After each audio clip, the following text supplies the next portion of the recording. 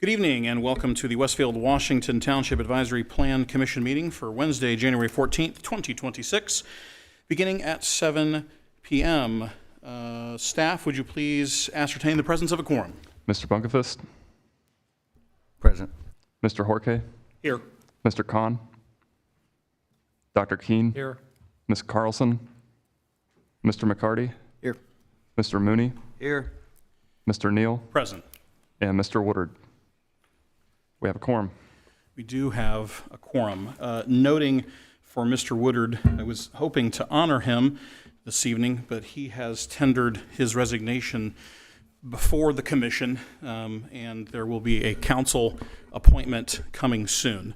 And so I did want to note that, and I wanted to, as we kind of go through this meeting, thank Mr. Woodard for his 2 years of service to the commission and his continued service to the community.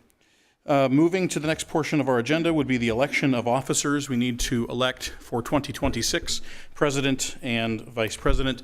I will open nominations for the office of president. Make a motion to appoint Michael Neal to president for calendar year 26. There's a motion. Is there a second for the nomination? Second. Motion and second for the nomination. Any further nominations? With that, I will close nominations. Before I move further, Mrs. Carlson is here at 7:02 for the record. We have a motion and a second to appoint myself again as president for 2026. All those in favor, please signify by saying aye. Aye. Are there any opposed? Motion carries, and I appreciate the confidence of my peers to again shepherd this process in 2026. Next item is for our vice president, and we'll now open nominations for that office. Make a motion to appoint Billy Bunkerfist once again as the VP for the Planning Commission.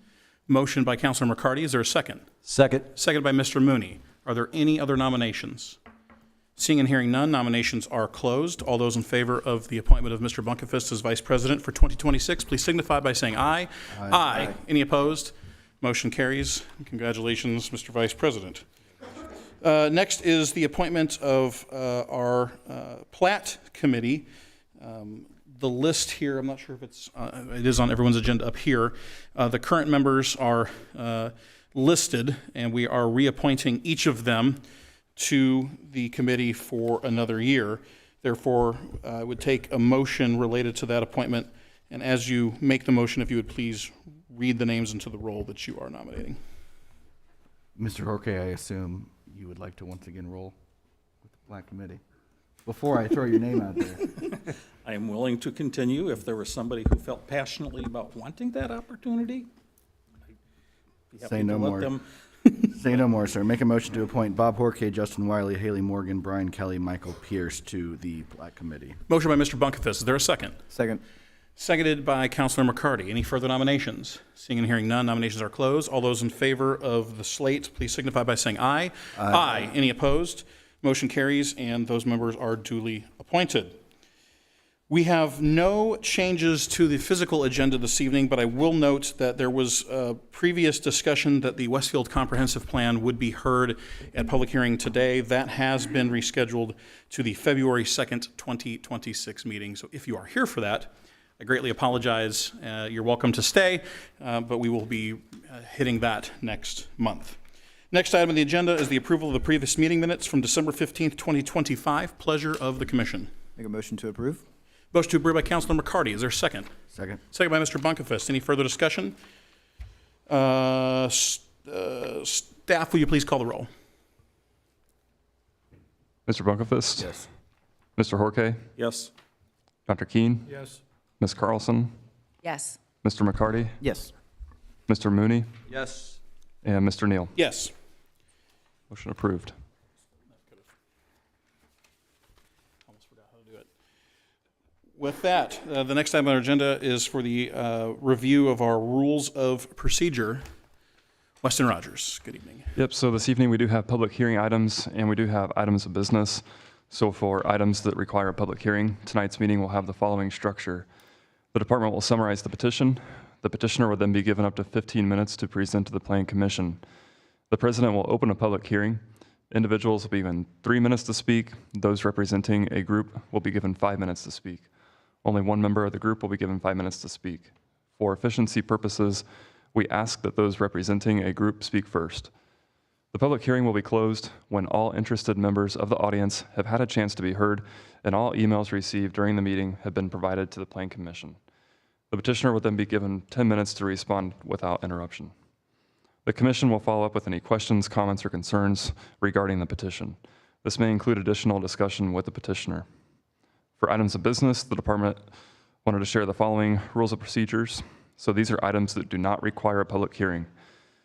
The department will summarize the petition and highlight any changes or modifications since the item was last before the Plan Commission. The department will also describe what action, if any, is necessary to be taken. The petitioner will then be given up to 15 minutes to present any changes to the Plan Commission. The commission will then act upon the petition. Also wanted to share some general rules of conduct for this evening. Please do not disrupt the proceedings in any way. If you need to have a private discussion, we ask that you please quietly exit the room. Please silence your devices at this time. If you must answer them, then please quietly exit the room. If you're attending in person and wish to speak in regard to a petition scheduled for a public hearing, then please line up along the west wall once the public hearing is opened. Please sign the speaker sign-in sheet as you approach the podium. For efficiency purposes, we ask that those representing a group speak first. During your comments, please state your name and address into the microphone. And for the record, we ask that you do not repeat previously stated comments. Your presentation will be timed, and you will be advised when there are approximately 30 seconds remaining. If you are not attending in person, comments may be emailed to planners@westfield.in.gov with the petition name or number included in the subject line. Those comments will then be forwarded to the Plan Commission members and the petitioner. We would like to remind everyone to please speak directly into the microphone at the podium. Also, please mute the microphone when not speaking. If you come up to the podium to speak, please ensure that the microphone is on, as indicated by the green light at the base. Thank you. Thank you very much. Moving on to the next item on our agenda is a singular consent agenda item, which is 2601-DDP-01. Is there any notes from staff before approval? No notes.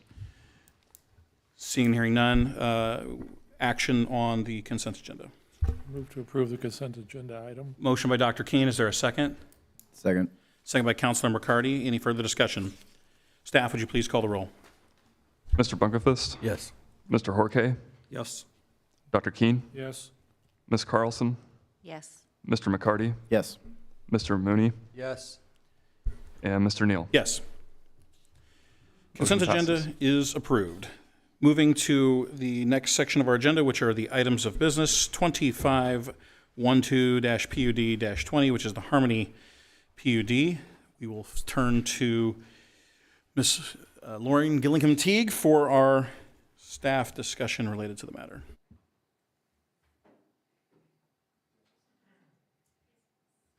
If you can pull up the site plan. Actually, the landscape plan looks a little bit better.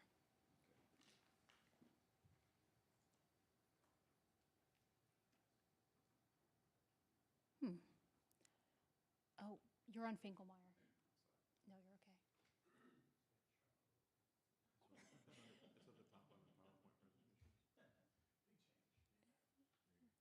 Yeah, that works. Yes. All right. Thank you, Mr. President, members of the council. For the record, Lauren Gillingham-Teague with the Community Development Department. The item before you this evening is the recommendation vote for an amendment to the Harmony Planned Unit Development District.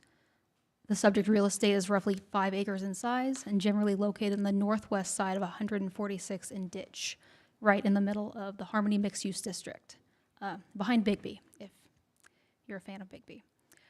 The site has been zoned for a grocery store or a similar large-scale use for about 10 years now, and we have not seen any serious inquiries on that use or really even a similar use.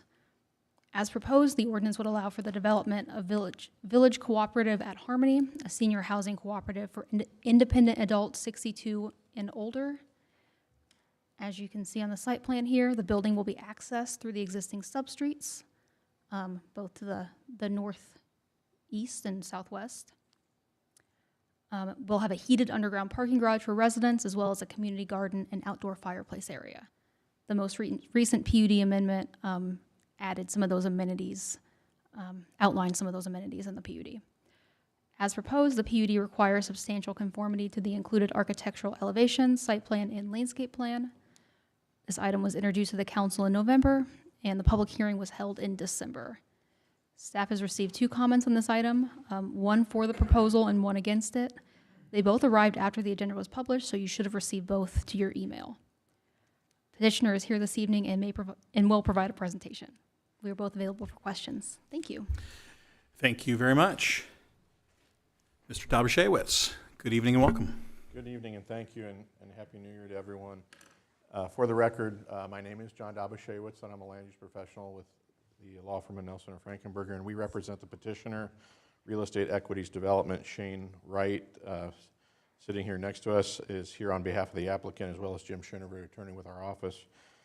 As indicated by staff, the matter before you this evening is an amendment to the Harmony PUD. And approval of the amendment will permit the introduction of a housing type new to Westfield, but not the Midwest, a senior housing cooperative. The site is located here, as staff noted, it's generally at the intersection of 146th Street and Ditch Road, not along the frontage of either of those 2 streets, but removed and behind the frontage road to the west and north, respectively. Adjacent to the site is multifamily to our west, multifamily to our north, further to the north, single-family detached homes, and commercial uses that exist along Ditch Road and 146th Street frontage. I can scroll down here. This is the site plan that was up a moment ago.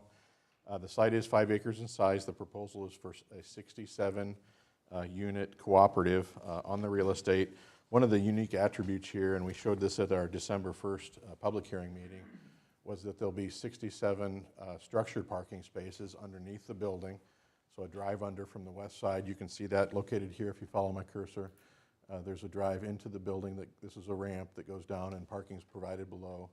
This long building here is another detached garage building with multiple garages at surface level, and then there's an additional 67 parking spaces at surface grade located there. So you've got at least 2 parking spaces per dwelling within the development. We appreciate your time tonight. I wanted to remind the commission, I recall that you suspended your rules and didn't have this matter go to workshop for additional discussion, but I wanted to remind you that we did have a neighborhood meeting in advance of the public hearing. At that time, there were a couple of attendees, one of which was an HOA board member of the adjacent Harmony subdivision. They collected information and indicated to us that they'd share that with the HOA for the development. We haven't received any communication since then from them, and I don't believe that they communicated anything in writing or verbally to the Plan Commission. Tonight, we would request the Plan Commission's favorable recommendation onto City Council. One of the other items that came up, and I don't recall if we mentioned this or staff mentioned this at our public hearing, we initially met with our client with the city back of March of last year, so it was actually longer than I thought. I thought we had met originally back to like July. So it's been about 10 months since we met with the city initially. Initially, economic development had questions. We provided them data regarding this use, how it's taxed, the benefits for the area regarding this type of housing. It's a 62 and over model, authorized under FHA, VHA, federal housing. And they reviewed that information, came back to us with questions. Our client provided additional information to them. And then subsequent to that, they issued direction to us that they were, economic development is supportive of this use located at this location within our community. I just wanted the Plan Commission to be aware of that. Sometimes it doesn't carry across from any type of TAC information or a department report, but specifically with regard to economic development, we have support from their office regarding this proposed use. With that, I'll conclude. Be glad to address any questions the board has at this time, or respectfully request the motion for recommendation. Thank you, sir. Questions, comments? Dr. Keene. John, is this a 1%, 2%, or 3% tax? What category does this fall in? It's 2%. It's multifamily. Okay. Is that TIFable? I mean, you're not requesting a TIF, but is that TIFable? The multifamily is TIFable. Okay. Well, okay. So just a side comment. I really like this concept. How many acres is this sitting on? 5. Just put this in your bonnet. This would be a great thing to go into where Sugarleaf is being proposed. I'll say no more. Thank you, Dr. Keene. Further comments Seeing and hearing none. Oh, I'm sorry. President Emeritus Horke, you are recognized, sir. I mean, I'm really flubbing it tonight, aren't I? Why did we reelect you? I don't know, man. Lauren, you made reference to two comments. I know there was a not in favor of, I don't remember having received anything from you. I do have the one that was supportive. Did anybody else It actually went get out to two? APC at Westfield. It always goes in my, a lot of things go in my spam folder, and I Mine have was to in my dig them spam out. folder, too. Yeah, and that's where mine end up. I looked in it literally just a couple of minutes ago to see if it was just arriving, because a lot of times they don't come quickly. But the acceptance to economic development notwithstanding, I still feel we're moving the wrong direction too soon on this. I know it's been a long time that this ground has been waiting for somebody to want to use it. But I don't believe that it's fairly measured in the amount of time since we approved it, the body that I was a part of many years ago, and today, because a lot of those first few years, there was absolutely no prayer of anything going on. It's only been more recently that something could start to generate. So I'm just feeling like Dr. Keene here, that we have places for something like this. I hadn't thought about that location, but that's a possibility. I'm just not feeling like something that is a commercially approved piece of property at this point in time on that location should revert to residential. Further comments from commissioners? Mrs. Carlson? Yeah, I just have one. I do think it's a nice-looking property. I live in that area. I drive by there daily. It's a dead piece of property that's not being used for anything at all. I like the concept of 62 and over. I like the concept of the heated garage and the gardens and, you know, being able to walk to, you know, Bixby's or CVS or whatever. So I'm actually in favor of it because I think something needs to be done with that property, and I don't see a restaurant ever succeeding in that location. So I just think it's a nice piece of property, and I think it's a good use for that property, in my opinion.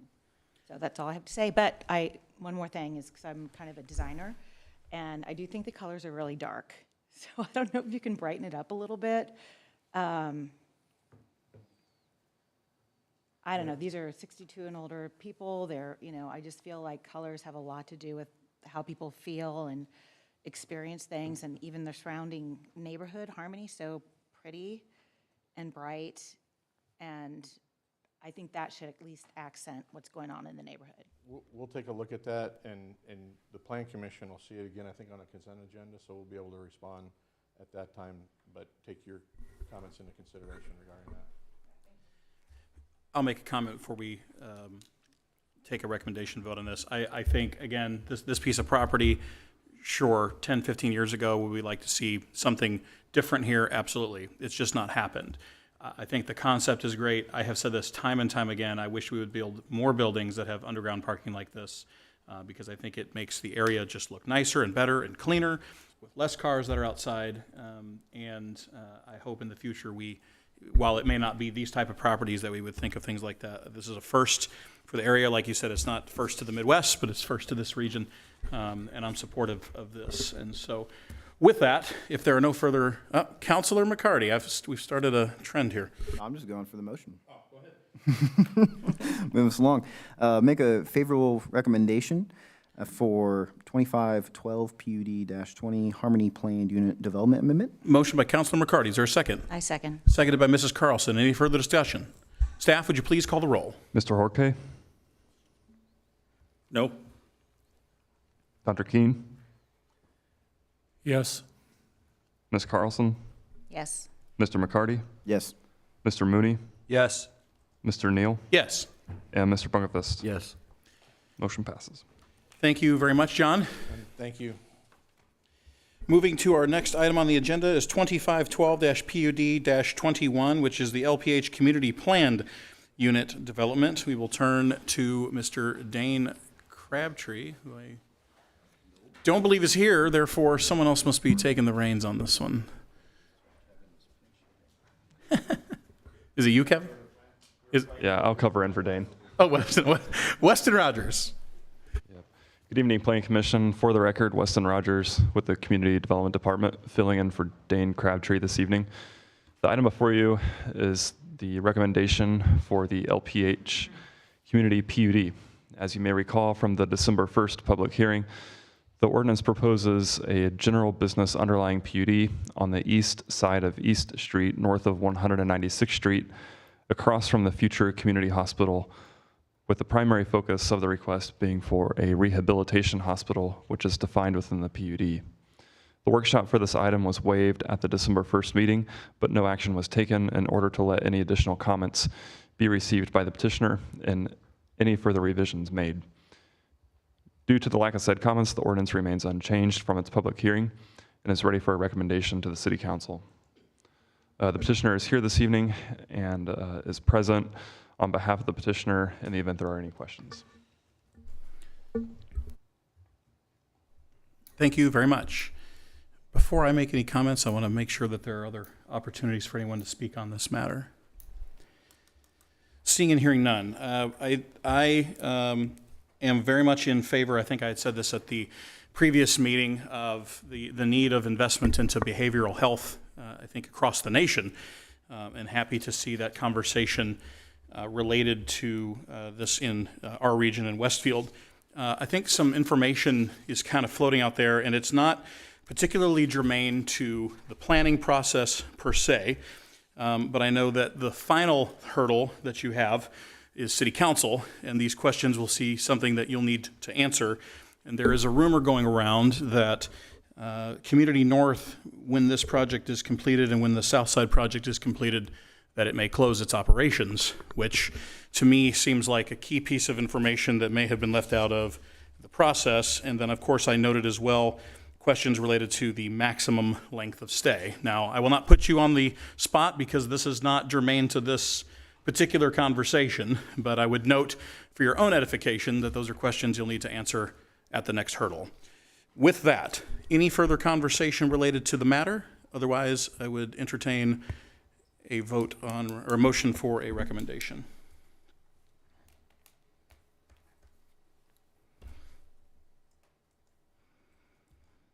It's very quiet.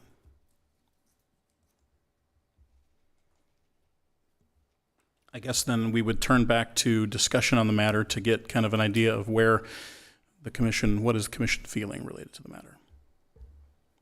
From a land use perspective, I will say that there is no issue with it, from my perspective.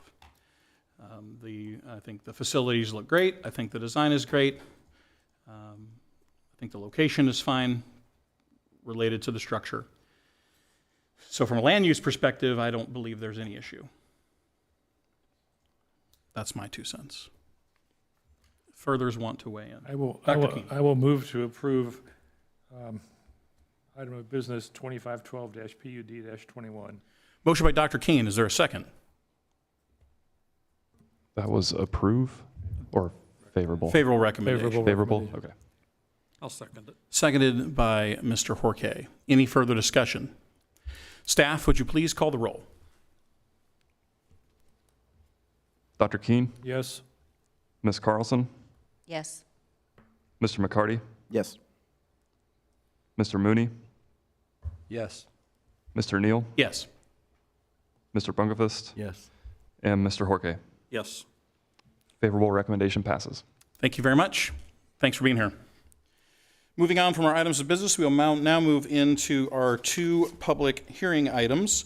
First of those being 2601-ZOA-01, which is the Unified Development Ordinance sign update. And while Mrs. Lauren Gillingham Teague approaches the microphone, I will note for anybody that may be online or tuned in or listening, planners at westfield.in.gov, if you wish to speak on any of these matters coming up, get your keyboards ready to send us an email so that we know that you are there. With that, we will give it to Mrs. Lauren Gillingham Teague yet again. Good evening. Thank you. Anyone listening at home, I would love to hear your signed comments. Let me adjust this here. All right, so I do have a short PowerPoint. It's mostly pictures. It's pretty painless. And it kind of expands upon my memo a little bit. So just to start us off, this overhaul is really rooted in our need to bring our code into legal compliance in terms of content neutrality. So in a couple rulings over this past decade, the Supreme Court has upheld their opinion that, or rather their judgment, that content-based sign regulations could be a violation of the free speech clause of the First Amendment, which is bad, which is not something we want to do. Instead, the Supreme Court has laid out that sign regulations must relate to time, place, and manner. So this is time if the sign is permanent or temporary, just one example. Place, whether it's on-premise or off-premise. Location on a building, its physical construction, material, or illumination. Essentially, if you have to read a sign to know how to classify it, you are not following best practices and could open yourself up to some legal issues. There are some exceptions in terms of distinguishing whether something is on-premise or off-premise, whether something is commercial or non-commercial, or in situations of profanity, vulgarity, or explicit content. So as I mentioned, if you have to read a sign, it is not content neutral. So some of our current sign types are on the left. We classify home remodeling different than acreage for sale, different than special event. These are all things that require an understanding of the actual message in order to assign regulations. As proposed, we'd be replacing those with yard signs, on-premise signs or off-premise, sandwich board signs, temporary freestanding, both residential and non-residential, and then banner signs. And then an example of what some of these signs could look like are below in that illustration. And then in practice, so on-premise yards, off-premise yard sign, so assuming this is in someone's front yard, advertising an event at a church, presumably not happening at that home. That would be off-premise. On-premise, something like a sports sign. And then temporary freestanding signs could typically be for sale signs, just to kind of put it into context about what these things could be, but not necessarily have to be.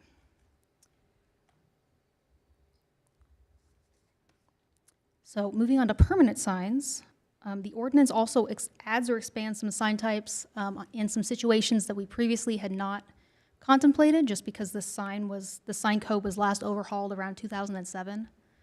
Just development standards and sign patterns have changed. So we're introducing blade signs. A blade sign has already been permitted for the Union at Grand Junction. That was through a PUD amendment. This would allow it by right for mixed-use residential. Projecting signs, this expands the use. Currently, it's only permitted in limited areas in the LBH district in the downtown area. And it also permits canopy signs, particularly those above and below a canopy.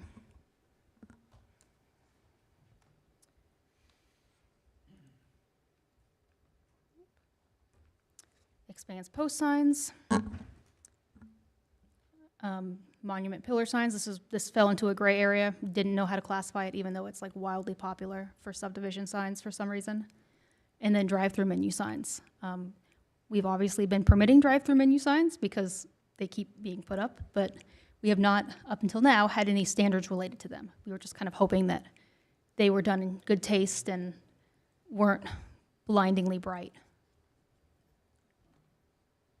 As I mentioned, new considerations. We've included considerations for parking garages, including those that match the city's design standards for both space counting, marking how many spaces are available, as well as the illuminated blade sign here that we're recommending public parking garages install. It covers murals and window paintings. I will get a little bit more to that in my next slide.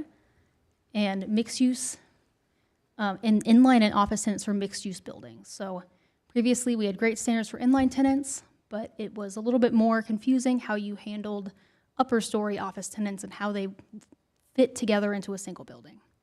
This will hopefully make this a lot simpler. And just because this came up a lot at council, I added a slide on murals. As I mentioned, this is another major First Amendment issue.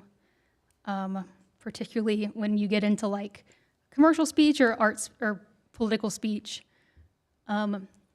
We can only regulate commercial speech. If somebody puts something political, not much we can do about that without violating someone's rights. Westfield does not review or approve murals at this time. There is the Westfield Arts Coalition. They are somewhat involved with murals and helping connect artists with art opportunities, but they are not a review board. So kind of how this came up as some context. A couple years ago, Taco Bell wanted to put up what they called a mural on the side of their trash enclosure. In my opinion, it's more of a banner. It's a vinyl sign that does include logos. Essentially, at the time, we had no idea how to classify it. It wasn't a banner. It was permanent. It included some logos, but also included like art. It was baffling, and it kind of exposed some holes in our code that potentially could be problematic for us. And here are just a couple more examples of how restaurants are using murals and things that we could run into. So we define mural as hand-formed, kind of learning from this Taco Bell example. Anything that's printed on vinyl, not a mural. Must be directly applied by human means onto a surface.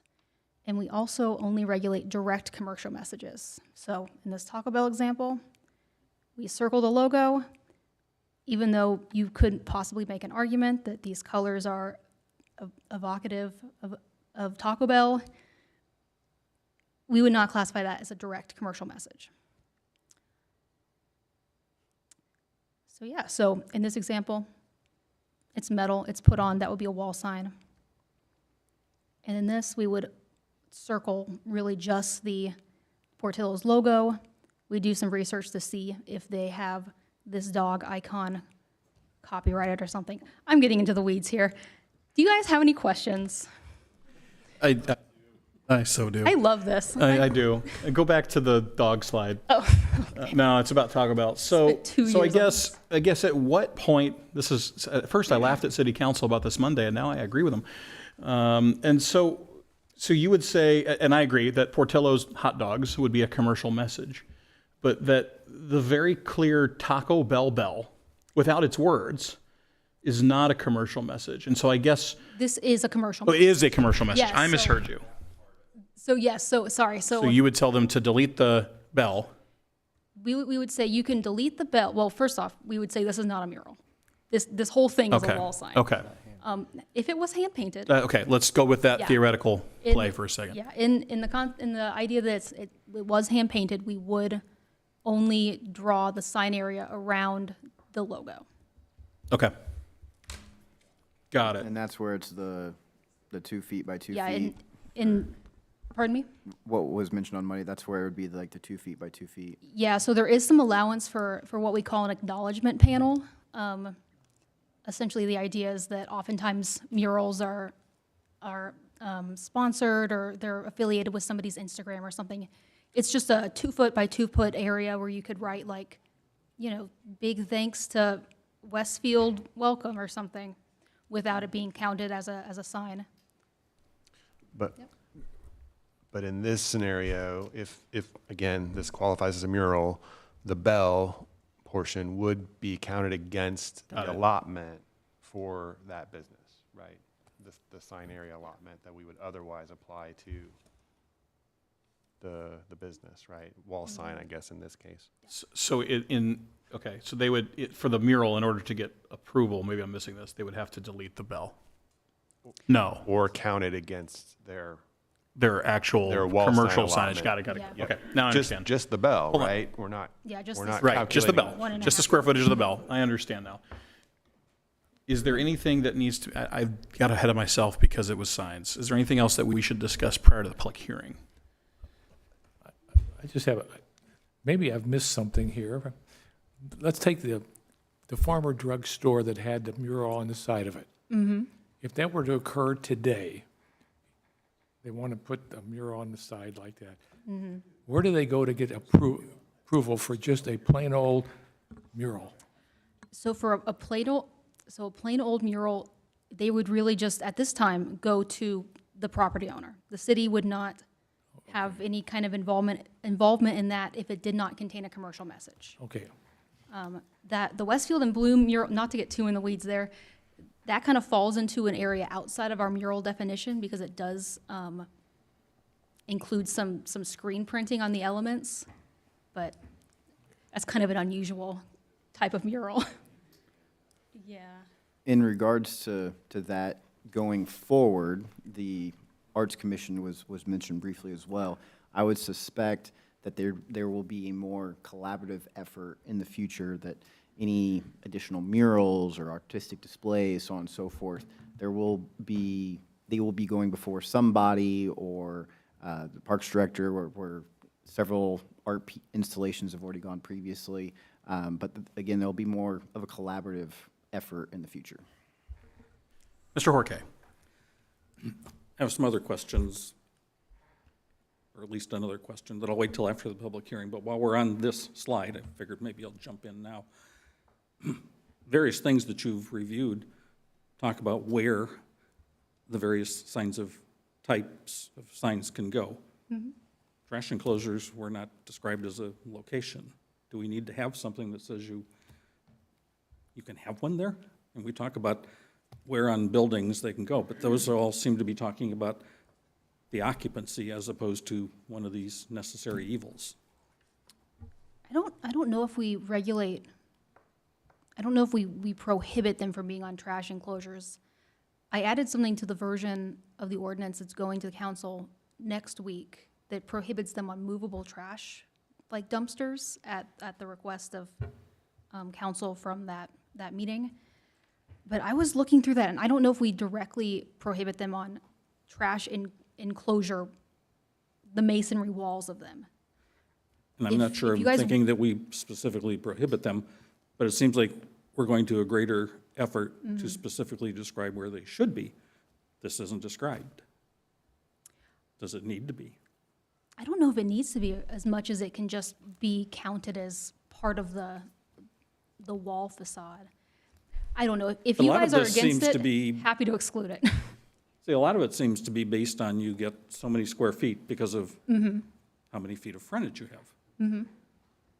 That's, I guess you could say, as long as it's counting against whatever your allowable based on your frontage is. But it seems like that's all kind of tied together into the one thing that expects that the signs are going to be on that area, which is That is the a great dimension point. that provides the approval in the first place. Yeah, that is a great point. There's nothing saying that you can use your allocation on an accessory structure. Yeah, we And can that seems like it opens up clarify a vast opportunity for creativity that we may not want to really see used that way.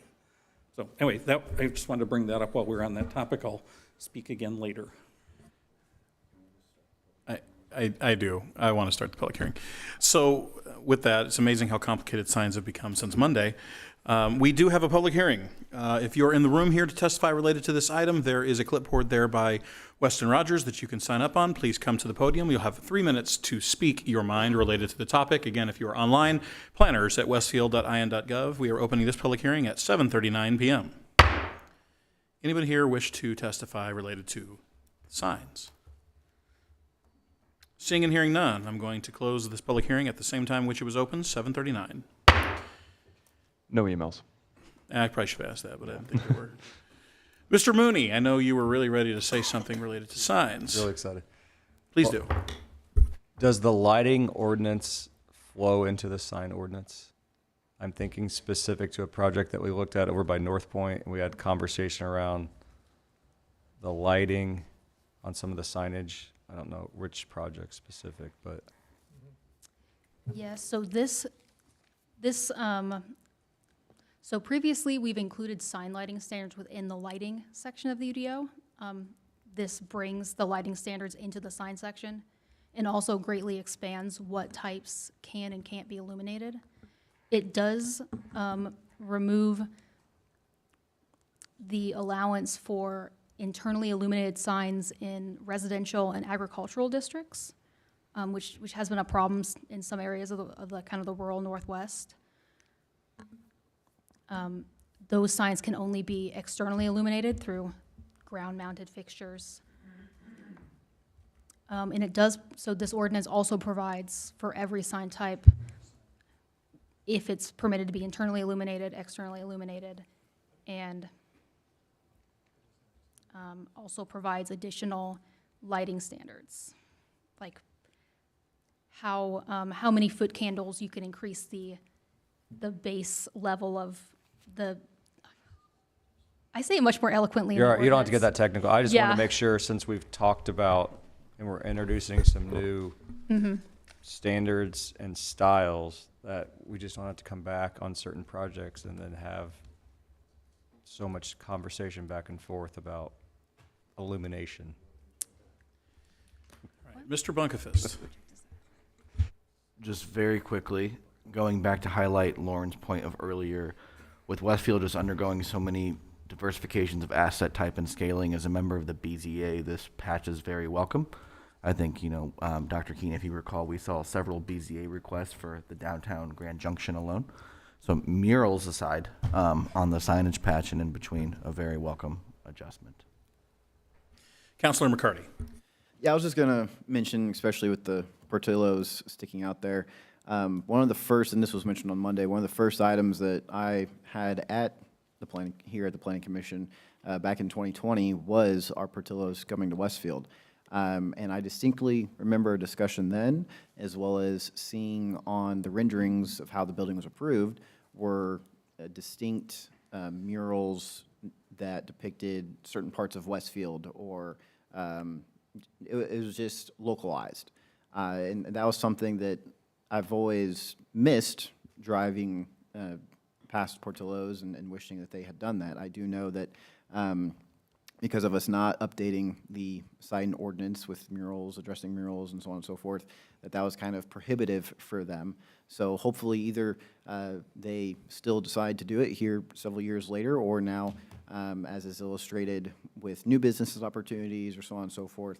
I just appreciate unique art in our community regardless, like the Raising Cane's there. I think that would have been wonderful to have in our community. Or this isn't on the exterior, but inside Slim Chickens on Stairway 32, there's a wonderful localized mural depicting Westfield. So any art that is either localized to Westfield or just adds a pop of color, that was mentioned in the last item, I think is wonderful. So appreciate addressing this now.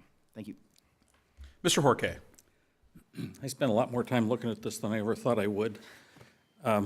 Prompted by upper stories, because I was doing this stuff years ago on both Monday nights when we had a 2-story retail ground level office use upstairs building on 146th Street, which was kind of like our first opportunity to have to figure out, oh, there's going to be tenants up there that need signs.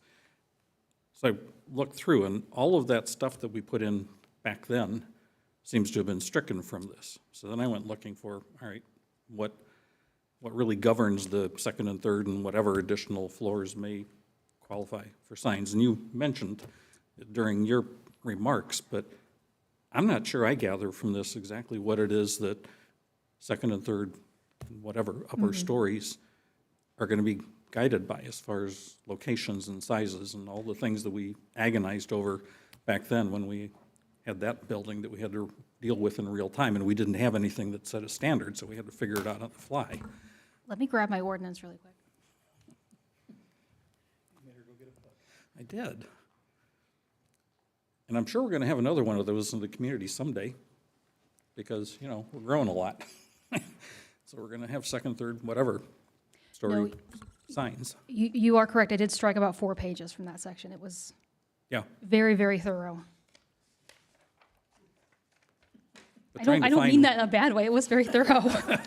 Yeah, but trying to find and get comfortable in my mind, all right, now where are you going to go to figure this out? I'm not sure I saw it.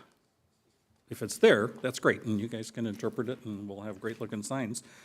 I used to approve more signs than anybody in this room collectively did for many years at Simon, because I had to look at all those kinds of things. So I kind of have a passion for signs in some ways. I'm not sure I saw anything in this redo here where I felt, oh, that's the section you go to, and it tells me this and this and this, and then I can properly plan a sign. I may have missed it. Maybe I just didn't interpret it properly, but we went from a lot to apparently very little. But maybe it's enough. So yes, it was, I had trouble finding it because it is a very quick section. So essentially, it, instead of permitting individual tenants on second and third stories to have individual signage, as we do at kind of that salon lofts building that I think that you're referring to. Yeah. There's quite a number of users that have signs near the roof. And where do we find this in here? That Oh, I should pull up on the screen. That's great thinking, Wes.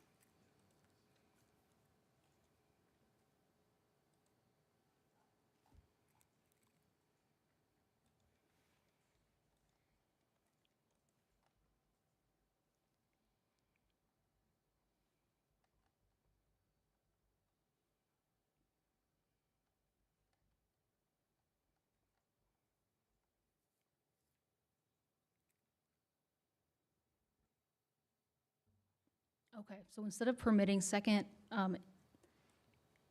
and so third story or greater, it permits 2 square feet of signage for each linear square foot of building facade adjacent. I believe that one remained, but it's applied per building. So instead of each individual tenant on those floors being permitted a certain amount of area that is then distributed, it is per building. It's per the master lease, who gets signage and where. So we do have a table that permits number of signs per length of building facade. So, for example, a long facade, you would get 3 signs. It is then up to the master lease, I suppose, to determine who gets that per the lease agreement. It's similar to what was used in this medical office building, the Ascension Medical Office building here at Grand Millennium. It's exactly what was used, where the individual tenants are listed on a monument sign, but not on the wall signage. So if the building on 146th Street from years ago was being built today, there's a lot more than 3 tenants upstairs. It would. The landlord's going to be having to pick and choose their favorites. Yeah, the signage on that would be, at least, they would lose at least 1 sign on that second story, yeah. What was that again, please? I believe it would lose at least 1 sign on that second story. I think right now it might have 4, from my last recollection. Yeah, I was thinking it was maybe even more than that, but it's definitely more than 3. Right. That's part of why I was confused, I guess. It's like, so we're anticipating that some user is just going to have to get good word of mouth because you might not see it on the building. Yeah. They are permitted ground signs, though, and directory signs on the front of the building, or not in the, like, at the entrance of the building. I think they can make it work. I did model this very closely off of Carmel's ordinances. And I would in say the 31 too- corridor.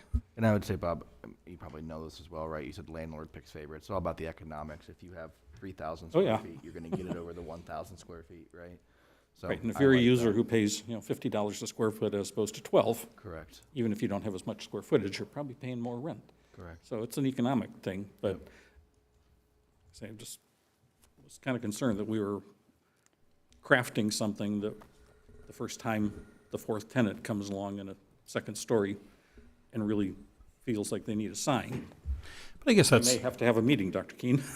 I think it's indicative of so many office complexes and buildings that I go to, is that it's named essentially, like Salesforce Tower, just happen to have the most floors, right? And now this is obviously on a much smaller scale than something of that size. But I mean, even in some of the office buildings along 96th Street, where some of those law firms are at, over to the east side of 96th Street at 31, there's a ton of those office spaces that not everybody's got a sign. You got to come in, and then there's the giant lobby with the board that tells you where everybody, Dunder Mifflin, and where everybody else is at, And so, I mean, I feel like that's also just as normal, I think, as what we're talking about at the salon lofts. I think that's where I think it's going, which appears to be where you're going. Yeah, that was the area, I drive through that area every Yeah. day, and I look at what I like and don't like on those buildings. Yeah. Further comments or conversation related to the matter? Seeing and hearing none, this is going to head to a workshop, and it is going to actually be workshopped on Tuesday, correct? That is correct. So because this is ripe and ready for further discussion, if you have further discussion related to this matter, as Lauren takes our comments and those of City Council into consideration, we'll have this conversation in less than a week from now. Thank you, Lauren. Thank you.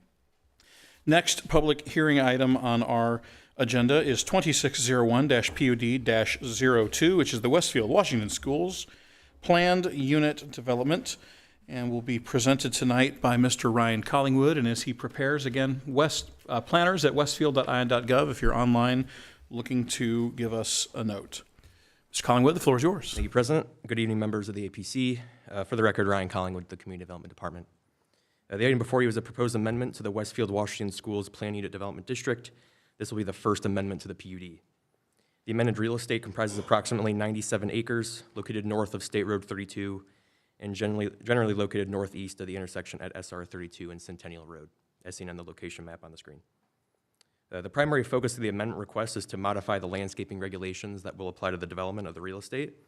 A newly adapted landscape plan will now control the landscaping of the development attached within the PUD and as a separate exhibit. Additional real estate is also being added into the PUD district, as well as updating the concept plan with a more detailed plan as site work has progressed over the past few years. The petitioner held a neighborhood meeting on January 7th and had its first reading in front of the City Council on Monday on January 12th. Both resulted in having no discussions, respectively. The item is up for public hearing this evening in front of the APC. Staff has not received any comments. It was properly noticed and advertised. If the commission is satisfied with the proposal, the state of the proposal, I should say, staff recommends waiving the workshop requirement tonight and providing a recommendation to the City Council. Jack Whitsitt of Church Hill and Antrim is present this evening for the item's public hearing. He will provide a very brief introduction for the APC. Thank you. Great. Good evening and welcome. Thank you and good evening. My name is Jack Whitsitt, attorney at Church Hill and Antrim, 116 North Union Street, Westfield. Also with me from CCHA is Matt Skelton, and here representing Westfield Washington Schools is Brian Kelly, the Director of Construction. As Ryan stated, we are here this evening for the public hearing of Westfield Washington Schools PUD Amendment 1. Westfield Schools is currently in the process of constructing the new Centennial Middle School on its west campus, which is located on the northeast quadrant of State Highway 32 and Centennial Road. As Ryan said, the site plan overall is 97 acres, and the original PUD for the middle school was adopted in 2023, but it had not yet fully completed its landscaping plans. And so this amendment to the PUD fully completes the landscaping plans and makes them comprehensive and wish to incorporate into the PUD. And then lastly, the amendment would add a small parcel on the southeast portion of the subject site. But as Ryan said, we held a neighborhood meeting on January 7th at the Westfield, Washington Township Community Room. We did not have any neighbors attend, and neither CCHA or the Westfield Schools has received any comment or questions regarding this amendment. So with that, we look forward to working with the city as we look to complete this middle school construction, and we'd be happy to take any comments or answer any questions now or after the hearing. Thank you. Thank you. Any initial questions or comments before we move to the public hearing? Seeing and hearing none, we will open this public hearing. Again, if you are here for this matter, there's a clipboard by Mr. Weston Rogers. Please sign up, give your information, and then state your name and address for the record, and you'll have 3 minutes to speak. This public hearing is open at 7:55 p.m. Those that are online, planners at westfield.in.gov. Any takers? Any emails, since I forgot the last time? No emails. Very good. With that, I will close this public hearing at 7:55 p.m. Any further questions or comments from members of the commission? To me, it seems pretty, oh, sorry, Dr. Keene? Oh, it seems pretty straightforward to me. I don't know that this needs a workshop, and in fact, in my opinion, is ready to move. If my fellow commissioners feel the same, what we would do is suspend the rules first, and then we can move to a recommendation vote from there. I move we suspend the rules on the workshop requirement. Moved by Dr. Keene. Is there a second? I second. Seconded by Mrs. Carlson. Any further discussion? Staff, would you please call the roll? Ms. Carlson, Yes. Mr. McCarty, Yes. Mr. Mooney, Yes. Mr. Neal, Yes. Mr. Bunkerfist, Yes. Mr. Horke, Yes. and Dr. Keene. Yes. Motion passes. Rules are suspended. Would entertain a motion related to a recommendation, if that is. Make a motion for favorable recommendation for 2601 PUD 02 Westfield Washington Schools PUD amendment. Motion by Councilor McCarty. Is there a second? I'll second. Second by Dr. Keene. Any further discussion? Staff, would you please call the roll? Mr. McCarty, Yes. Mr. Mooney, Yes. Mr. Neal, Yes. Mr. Bunkerfist, Yes. Mr. Horke, Yes. Mr. Khan, or I'm sorry, he's absent. Dr. Keene. Yes. Motion passes. Motion passes. Thank y'all very much. Appreciate it. Good to see you. With no other public hearing items on the agenda, we'll move to items that are continued to a future meeting. There are 3. I want to make a quick note related to Ironstone planned unit development for the members of the commission. We will have that at a workshop on, Tuesday. I'm sorry. I forgot to call Ms. Carlson. They forgot me, Please call But Mrs. I'm not Carlson for the unseen. previous role. and I say yes. Okay, thank you. Motion passes. Very Appreciate good. it. Thank you for clarifying that. For Ironstone will be here on Tuesday for our public hearing. Please note, I'm sorry, for our workshop. That meeting is here, just for your note. It is on Tuesday, and it is at 7:30 because the RDC is before us. So a lot of things to make sure you make a note of so that you're not early, late, or in the wrong place on the wrong day. Here, 7:30, Tuesday. I implore all members of the commission, this is probably one of the weightiest things we have seen in quite some time. I do know that the petitioner is planning to come for a 3rd workshop, but we are going to get incredibly granular and take as much time as is necessary to get through it. Last time, we kind of tried to box it into an hour and a half on the first time. There won't be such a time constraint if we're continuing to move and groove related to the items. So please come ready. That is going to be probably the greatest opportunity. Again, there will be one more, but it'll be the greatest opportunity to affect comments, change, questions, et cetera, related to the item. And so I wanted to make sure I stated that clearly. And then we'll have the comprehensive plan, which is obviously going to come on the 2nd, as we noted, and then Sugarleaf down the road. With that, we'll move to reports and comments.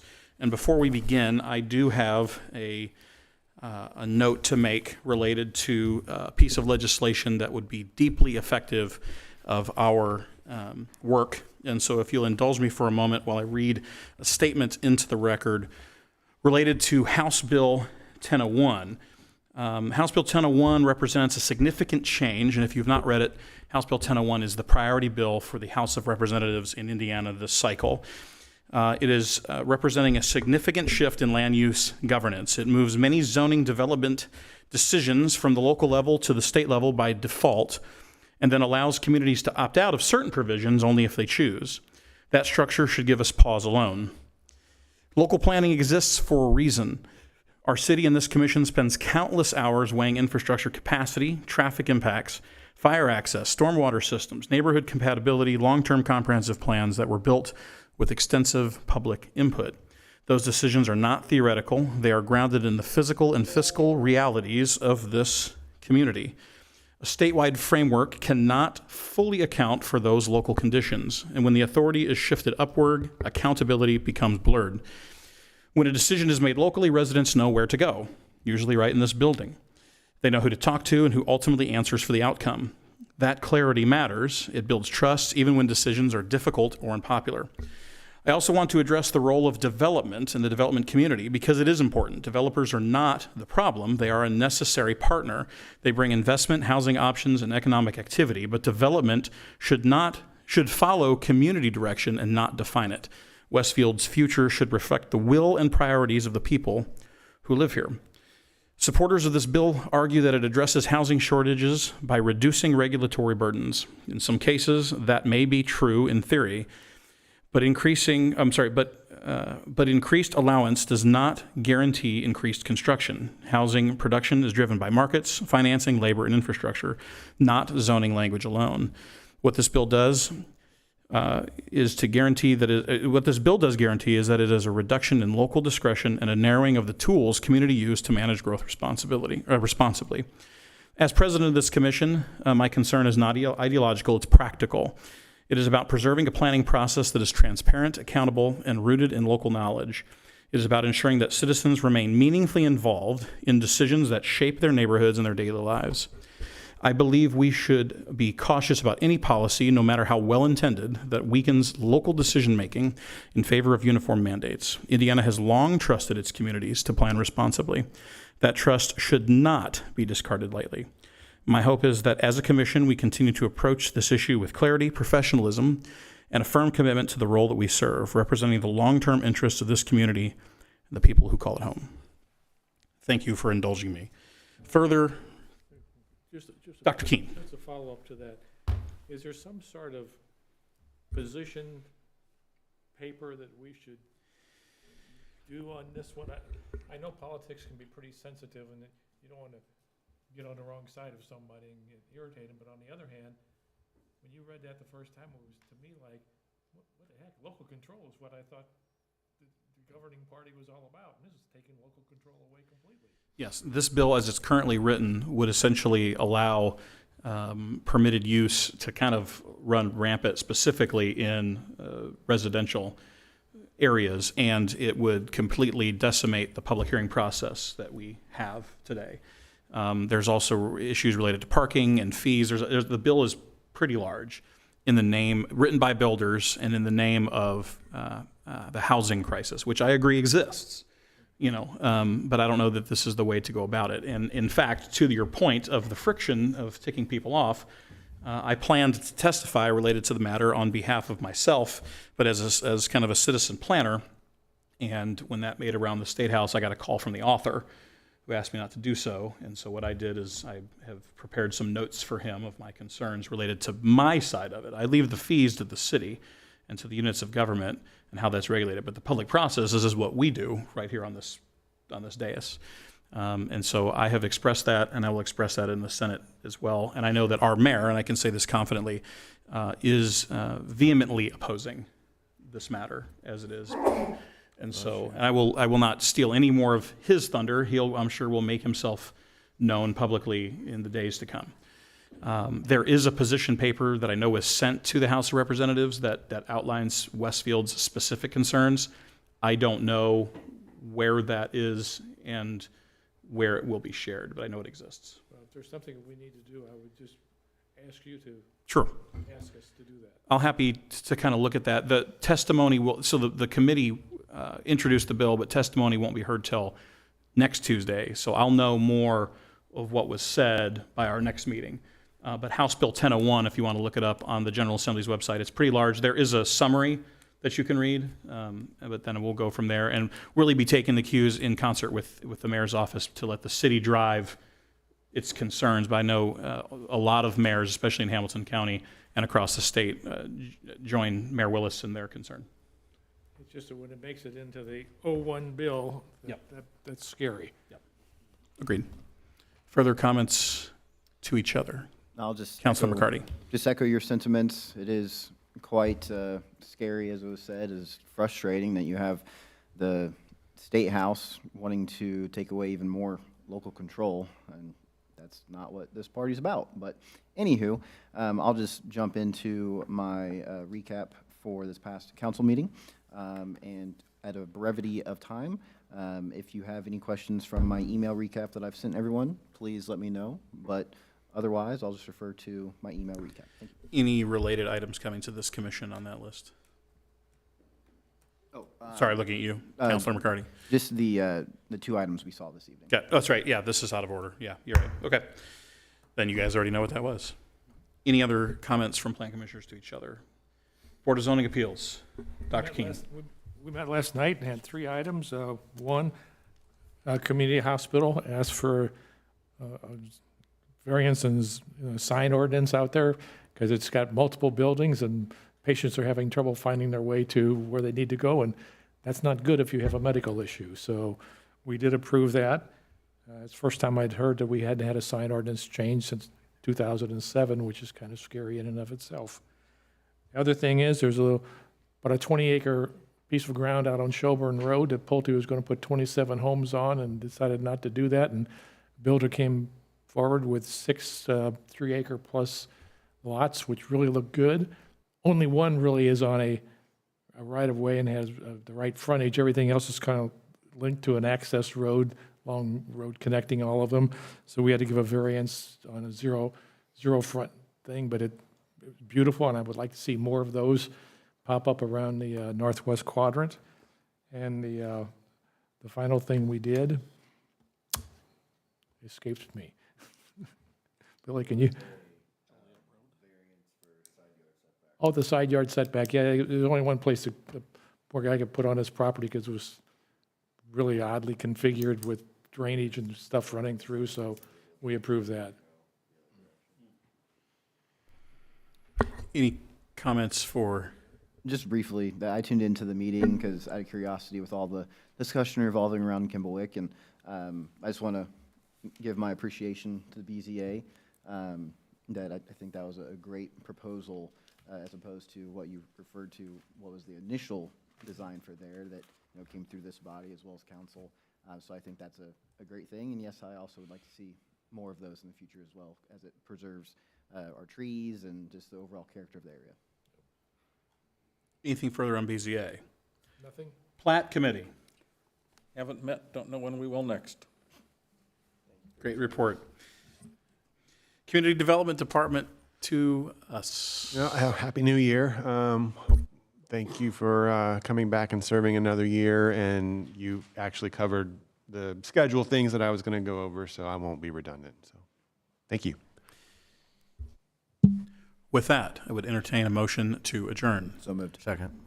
Moved by Councilor McCarty, second by Mr. Bunkefist. All those in favor signify by saying aye. Aye. Any opposed? Motion carries. We are adjourned at 8:08 p.m.